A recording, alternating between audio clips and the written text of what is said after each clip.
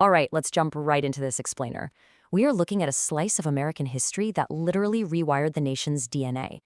By 1880, something totally incredible had happened. For the first time ever, more Americans worked for wages in factories, mines, and on railroads than farmed their own land. We are talking about a massive structural shift of civilizational magnitude. America was transforming almost overnight from a nation of independent farmers into a permanent industrial working class. But as we're going to see, the birth of this new economy was anything but painless. 14. Just let that number sink in for a second. I want you to really put yourself in those shoes. Imagine working 14 hours a day during planting season in a sweltering textile mill, or, if you were in a steel mill, pulling a grueling 12-hour shift. And this wasn't your standard 5-day work week. In the worst industries, we are talking 7 days a week. Plus, you weren't just working alongside other adults.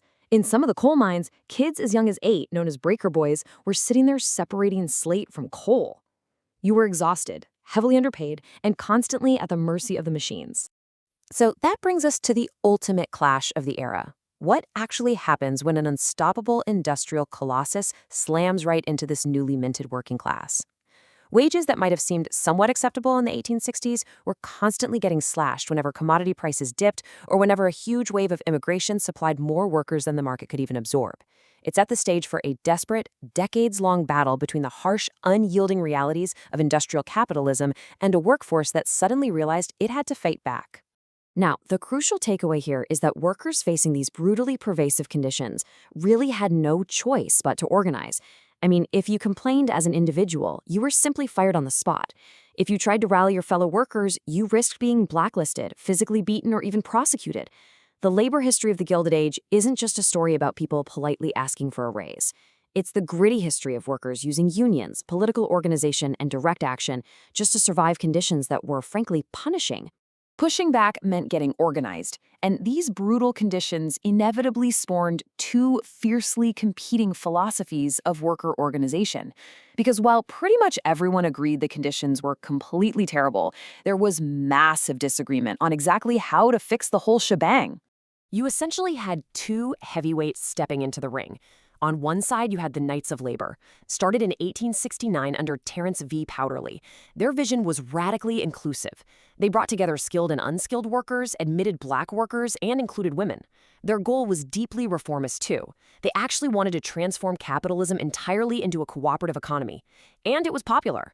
At their peak in 1886, they boasted 700,000 members. But then, on the other side, you have the American Federation of Labor, or the AFL, founded by Samuel Gompers in 1886. Gompers looked at the broad idealism of the Knights and basically decided it was a fatal weakness.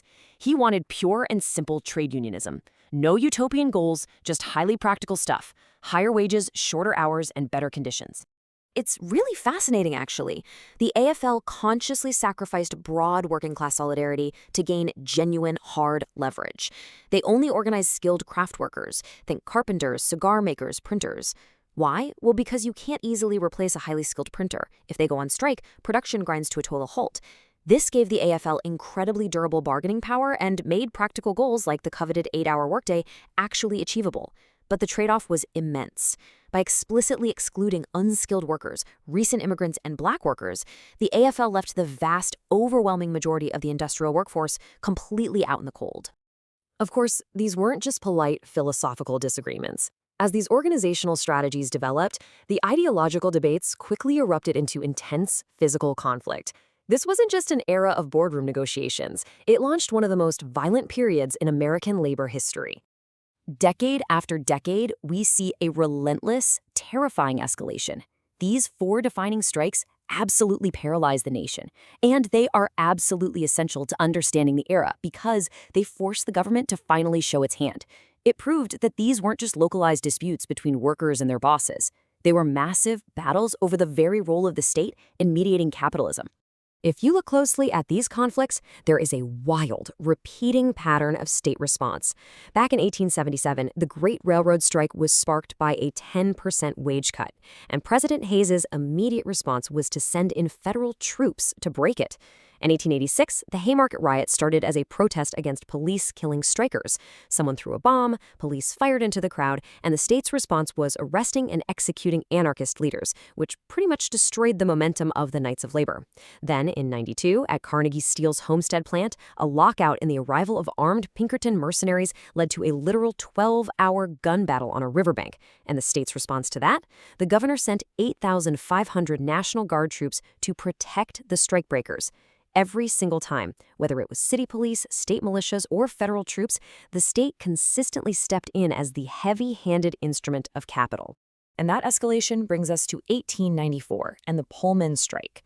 This is a massive turning point. Workers at the Pullman Palace Car Company had their wages absolutely slashed by up to 28%. But get this, the company completely refused to lower the rent in the company-owned town where those exact workers were forced to live. So Eugene V. Debs and the American Railway Union launched a massive boycott.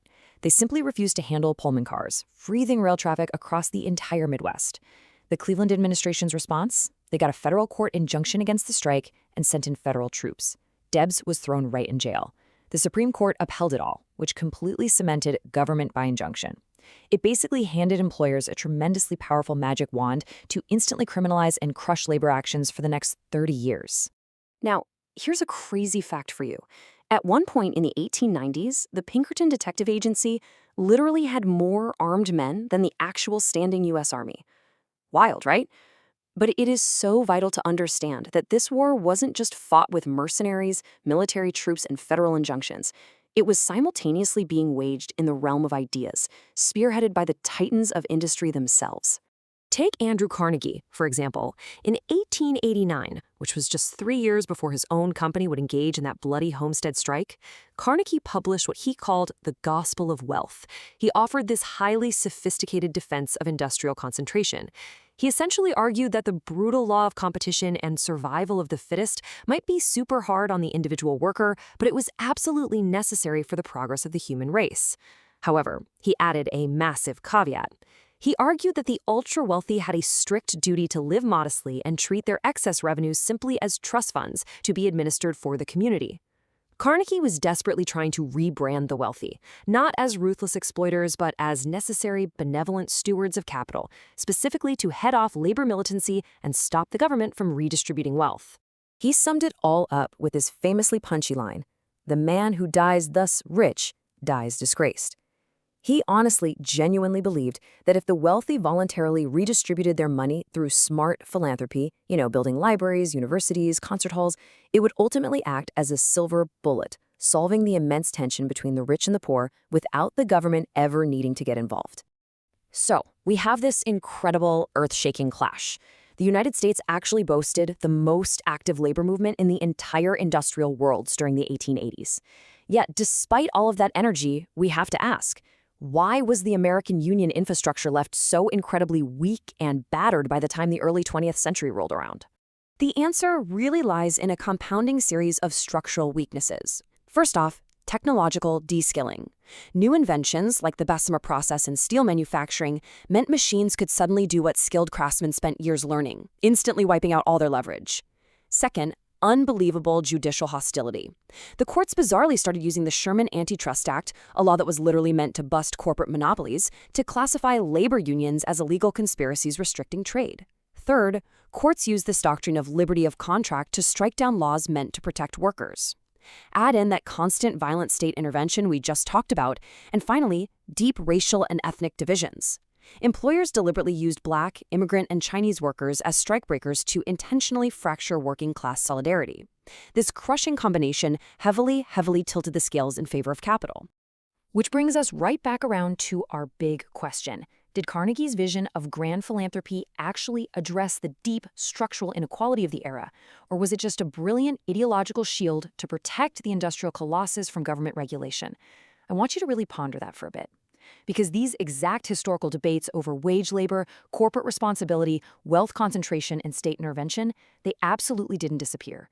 They laid the solid bedrock for the very economy we participate in and fiercely argue about today.